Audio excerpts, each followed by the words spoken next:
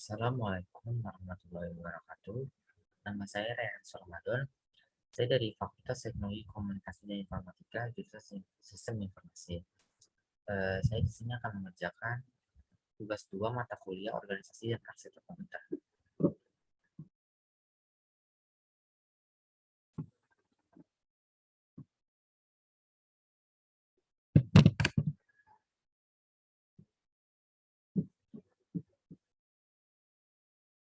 Ya, di sini saya akan mengerjakan tugas 2 mata kuliah Organisasi dan Arsitektur Komputer.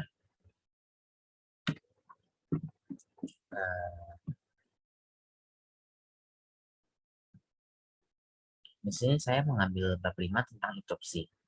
Di sini ada pengertian bagaimana interupsi tersebut. Interupsi merupakan suatu sinyal yang dari perangkat yang terpasang pada komputer atau dari program dalam komputer itu sendiri yang mengharuskan sistem operasi untuk berhenti dan mencari tahu apa yang harus dilakukan sebelumnya, apa yang harus dilakukan selanjutnya.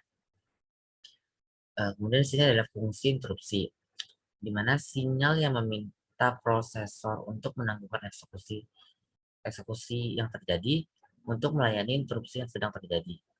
Di dalam interupsi, prosesor akan menjalankan rutin layanan interupsi atau ISR atau yang disebut Interrupt Service Routine yang sesuai. Jadi terdapat beberapa pembagian kelas interupsi. Pertama ada program, yaitu interupsi akan diaktifkan dengan berbagai kondisi yang terjadi pada hasil eksekusi program tersebut. Selanjutnya ada timer, yaitu interupsi yang diaktifkan dengan pewaktuan internal atau pewaktuan dalam prosesor.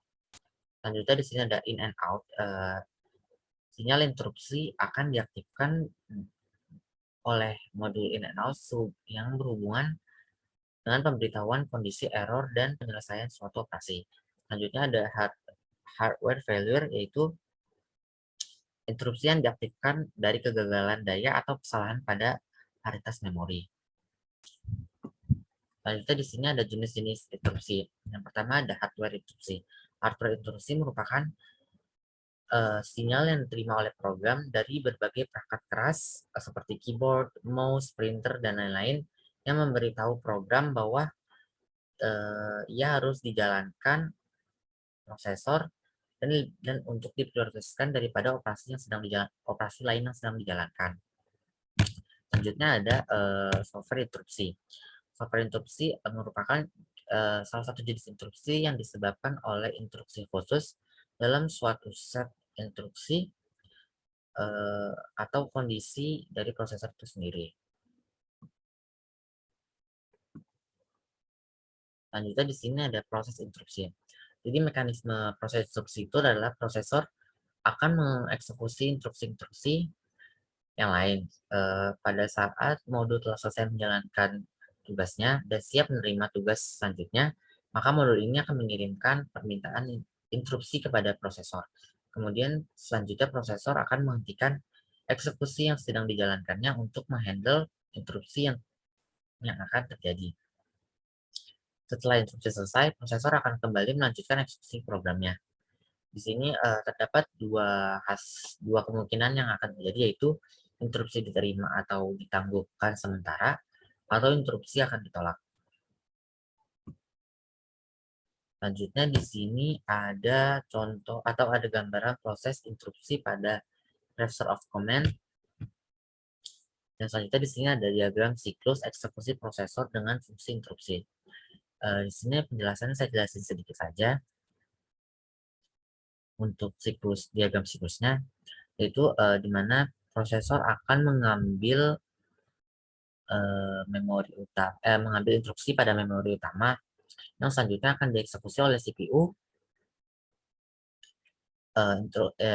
instruksi tersebut. Kemudian di sini akan terjadi pengecekan interupsi yang akan menghasilkan interupsi diizinkan atau ditangguhkan, atau bahkan instruksi tersebut tidak diterima.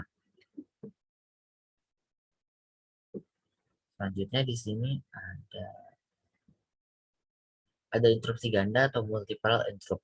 Jadi interupsi ganda adalah interupsi yang terjadi pada saat prosesor sedang menjalani interupsi sebelumnya. Contohnya jika ada interupsi baru, namun interupsi sebelumnya belum selesai, maka interupsi yang baru tersebut akan ditunda dulu, namun akan dikerjakan setelah interupsi pertamanya selesai. Contohnya di sini ada program yang menerima data dari jalur komunikasi dan hasil percetakan. Namun kemungkinan terjadi adalah interupsi komunikasi akan terjadi pada saat interupsi printer sedang diproses. Di sini ada dua cara prosesor untuk menangani interupsi ganda. Yang pertama adalah disable interrupt. Jadi di sini prosesor akan mengabaikan interupsi yang baru atau interupsi lebih lanjut saat sedang memproses interupsi sebelumnya atau satu interupsi. Interupsi yang baru tersebut akan tetap ditunda dan akan diperiksa dan dijalankan setelah interupsi pertamanya selesai. Jadi di dalam disable interrupt ini proses interupsi ditangani secara berurutan. Dan ini sama seperti dengan pendekatan multiple interrupt sequentially, di mana dia dijalankan satu persatu secara berurutan. Selanjutnya di sini ada define priorities.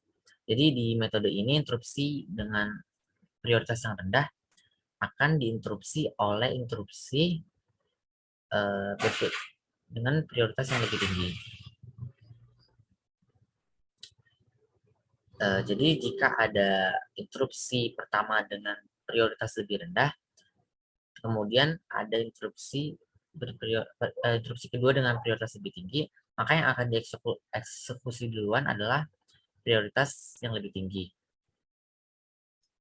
Kemudian prosesor setelah selesai menangani interupsi prioritas yang lebih tinggi, prosesor akan kembali akan menangani interupsi sebelumnya.